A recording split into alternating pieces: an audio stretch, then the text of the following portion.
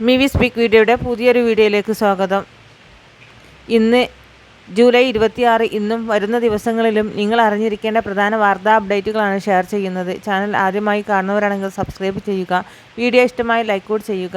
ആദ്യത്തെ അറിയിപ്പ്: സംസ്ഥാനത്ത് പലയിടത്തും കനത്ത മഴ തുടരുകയാണ്. ഇന്ന് 7 ജില്ലകളിൽ ഓറഞ്ച് അലർട്ട് പ്രഖ്യാപിച്ചു.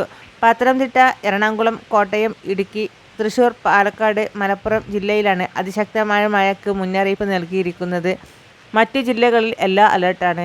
അതേസമയം പത്തനംതിട്ട, കോട്ടയം, എറണാകുളം ജില്ലയിലെ വിദ്യാഭ്യാസ സ്ഥാപനങ്ങൾക്ക് ഇന്ന് അവധി പ്രഖ്യാപിച്ചിട്ടുണ്ട്. ബംഗാൾ ഉൾക്കടലിന് രൂപപ്പെട്ട അതിതീവ്ര ന്യൂനമർദ്ദത്തിന് മഴ കനക്കാൻ കാരണം. വരും ദിവസങ്ങളിൽ മഴ തുടരുമെന്ന് അറിയിപ്പുണ്ട്. അതിനാൽ എല്ലാവരും ജാഗ്രത പാലിക്കുക. അടുത്ത അറിയിപ്പ്: സംസ്ഥാനത്ത് സ്വർണ്ണവില ഇന്ന് കുതിച്ചുയരുകയാണ്. ഒരു പവൻ സ്വർണത്തിന് 73,250 രൂപയാണ് വില. ഇന്നലെ 73,650 രൂപയായിരുന്നു ഒരു പവൻ സ്വർണത്തിൻ്റെ വില. ഇന്ന് മാത്രം ഒരു പവൻ സ്വർണത്തിന് 400 രൂപയാണ് കുറഞ്ഞത്. 9,260 രൂപയാണ് 1 ഗ്രാം സ്വർണത്തിൻ്റെ വില.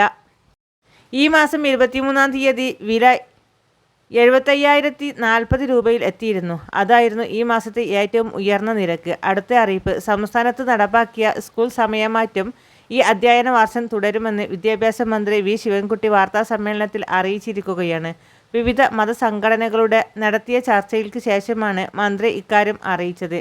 ഇപ്പോൾ എടുത്ത തീരുമാനമായി സർക്കാർ മുന്നോട്ട് പോകുമെന്നും ഇത് സംബന്ധിച്ച് സർക്കാർ തീരുമാനത്തെ ഭൂരിഭാഗം സംഘടനകളും സ്വാഗതം ചെയ്തു എന്നും വിദ്യാഭ്യാസ മന്ത്രി പറഞ്ഞു. അടുത്ത അറിയിപ്പ്: ഗൃഹശ്രീ പറയുന്ന പാർപ്പിട പദ്ധതിയിലേക്ക് അപേക്ഷകൾ ആരംഭിച്ചിരിക്കുകയാണ്.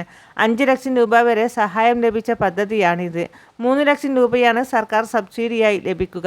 ഗൃഹശ്രീ പാർപ്പിട പദ്ധതി വഴി സ്വന്തമായി ചെറിയ വസ്തുവകകൾ ഉള്ളവരൊക്കെ തന്നെ സംബന്ധിച്ചിടത്തോളം, അതായത് ഇടത്തരം വരുമാനക്കാർക്കൊക്കെ തന്നെ സംബന്ധിച്ചിടത്തോളം അവർക്ക് പാർപ്പിടം പണിയുന്നതിനായി സർക്കാരിൻ്റെ സാമ്പത്തിക സഹായം ലഭ്യമാകുന്ന ഒരു പദ്ധതിയാണിത്.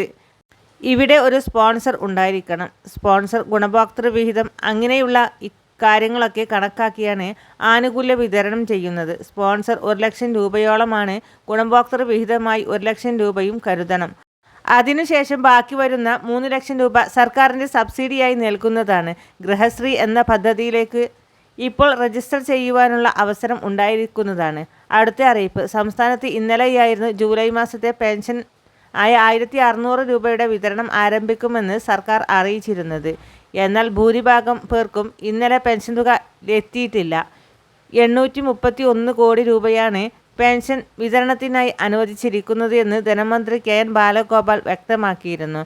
എന്നാൽ സംസ്ഥാനത്ത് പെൻഷൻ വിതരണം ചെയ്തതായുള്ള അറിയിപ്പുകൾ ഒന്നും തന്നെ ഇതുവരെ ലഭിച്ചിട്ടില്ല.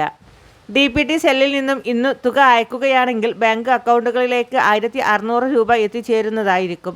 അത്തരത്തിൽ ആർക്കെങ്കിലും പെൻഷൻ തുക എത്തിച്ചേർന്നാൽ അക്കാര്യം കമൻറ്റായി രേഖപ്പെടുത്തുവാൻ മറക്കാതിരിക്കുക.